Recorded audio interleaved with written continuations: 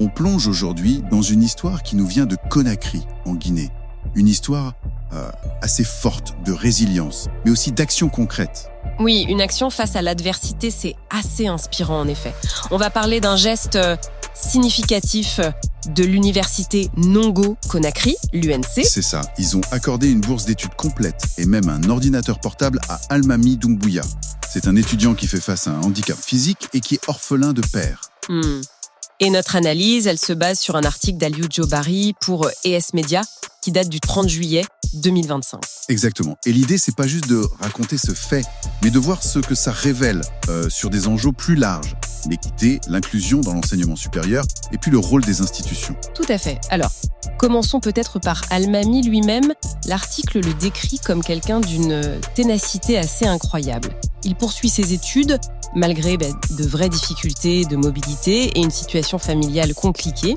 C'est cette détermination justement qui semble avoir interpellé. Et la façon dont il perçoit l'aide de l'UNC est aussi très intéressante, non ? Ah oui, absolument. L'article insiste bien là-dessus. Il ne cherche ni pitié ni admiration.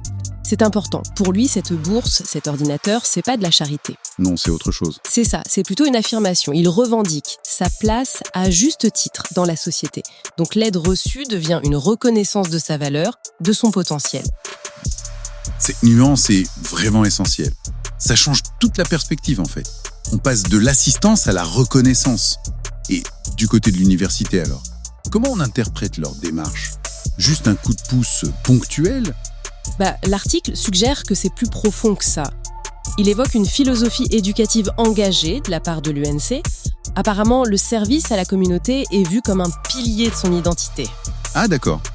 Donc ce n'est pas juste un geste isolé, mais quelque chose qui s'inscrit vraiment dans leurs valeurs fondamentales. C'est intéressant, comme positionnement institutionnel. Ils envoient un message assez clair, qui est d'ailleurs cité. L'excellence académique doit aussi être inclusive. Aucun talent ne doit être ignoré à cause d'un handicap. C'est une prise de position forte sur le rôle d'une université aujourd'hui. Effectivement. Et son message est d'autant plus percutant qu'il a été rendu possible grâce à une collaboration. L'université, elle n'a pas agi toute seule. Ah oui, c'est vrai. L'article mentionne le rôle déterminant d'une ONG, main tendue à tous, et de sa dirigeante, Madame Jules Fatidia. C'est eux qui ont alerté l'UNC sur la situation d'Almami. Exactement, ils ont plaidé sa cause. C'est ça. Et c'est là qu'on voit une synergie intéressante, comme le dit l'article.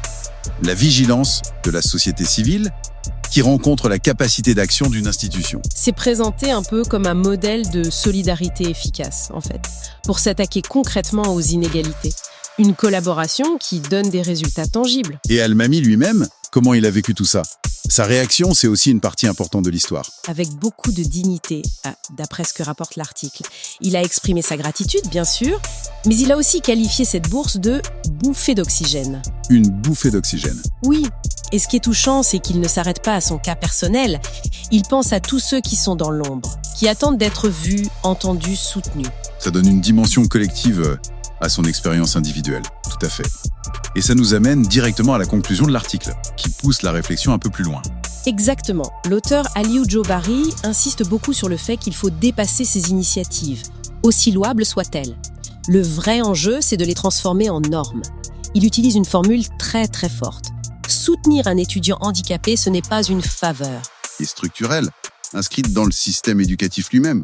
C'est un changement de paradigme complet. C'est vraiment ça. L'histoire d'Almami devient l'illustration d'un problème beaucoup plus vaste et de la nécessité d'apporter des réponses systémiques. Donc si on résume rapidement ce qu'on a retiré de cette source, on a la persévérance d'un étudiant face aux obstacles, la réponse engagée d'une université qui affiche une volonté d'inclusion. Le rôle absolument clé d'une ONG comme catalyseur. Oui, et surtout, cet appel à passer de l'exceptionnel au systémique en matière d'inclusion dans l'éducation. Et ça nous laisse sur une question pour aller plus loin, une interrogation qui prolonge un peu la réflexion de l'article. Oui. Mais si on salue des initiatives comme celle de l'UNC, et il faut le faire, la question c'est comment s'assurer que l'équité soit réellement intégrée au cœur même des systèmes éducatifs, pour que le soutien ne dépende plus d'une alerte ou d'un geste ponctuel, mais qu'il soit une garantie pour chaque talent, peu importe ses circonstances de départ.